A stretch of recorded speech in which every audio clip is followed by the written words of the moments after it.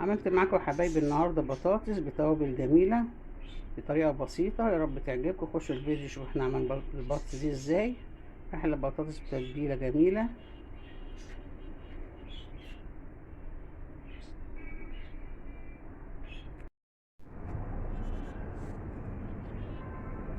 بدات يا حبايبي بردتها وبقشرها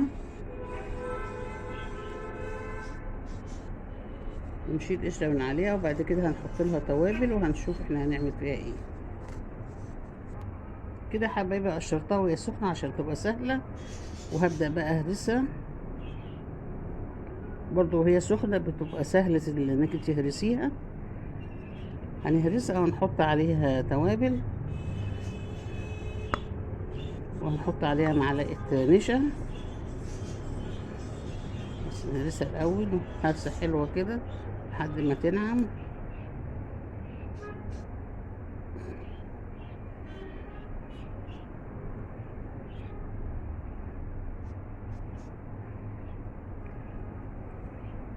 نحط عليها التوابل عشان تتهرس معانا. انا عامله هنا تشكيله توابل شامله كل حاجه، فيها توم باودر وبصل باودر وفيها بابريكا وفيها كركم وفيها كاري وفيها جنزبيل وفيها شطه، فيها كل حاجه. هحط معلقه كبيره كده، وحط كمان معلقه كمون، وهكمل بقى هرس فيها. لسه ما حطيناش النشا، اما هرسها الاول وتنعم هحط النشا.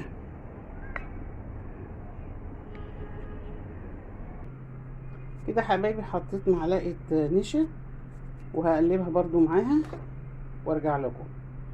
كده يا حبايبي قلبتها ببعضيها، وهحط ربع معلقه بيكربونات الصودا، وهحط برضو معلقه زيت صغيره علشان اعرف اعجنها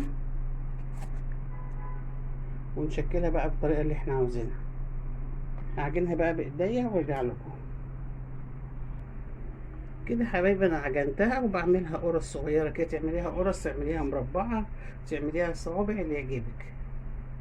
انا بعملها قرص كده بخففها علشان خاطر لو نفشت ما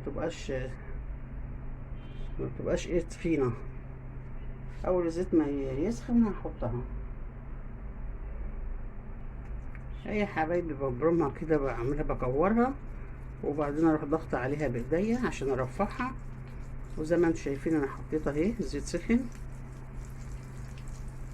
واخد تاني حته. الحته اللي باخدها يا حبايبي بلينها في ايديا علشان خاطر لو فيها حاجه مثلا ما اتهرستش تتهرس. وببل ايدي بس ميه كده اهي، بكورها زي ما انتم شايفين كده، واروح ضغط عليها كده اهو. ممكن بقى تشكلي زي ما انت عاوزه، ممكن تفرشيها على مفرش سيليكون ولا حاجه وتقطعيها بقطعات او تعمليها صوابع براحتك.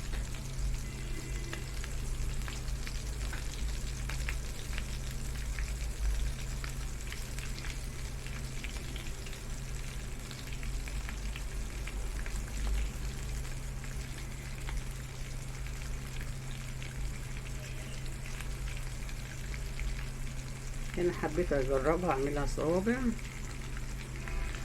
بس دي برمتها على ايدي، مش عاملاها، مش حطاها على مفرش ولا حاجه. انا بشتغل كده وانا قاعده بايديا.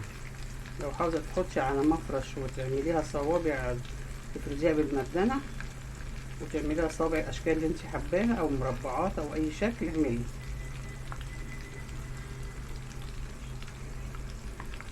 زي ما قلت لكم كل ما باخد حته بهرسها في ايدي عشان اتاكد ان مفيهاش حاجه مكلكعه، لان الكميه انا عاملاها كبيره ف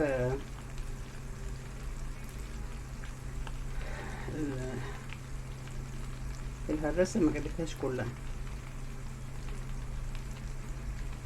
احنا حاطين بيكربونات الصودا عشان تخلي قلبها من جوه هاشش،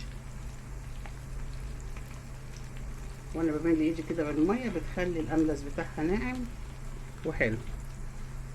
نستنى بقى اما دول يتحمروا ونطلعهم.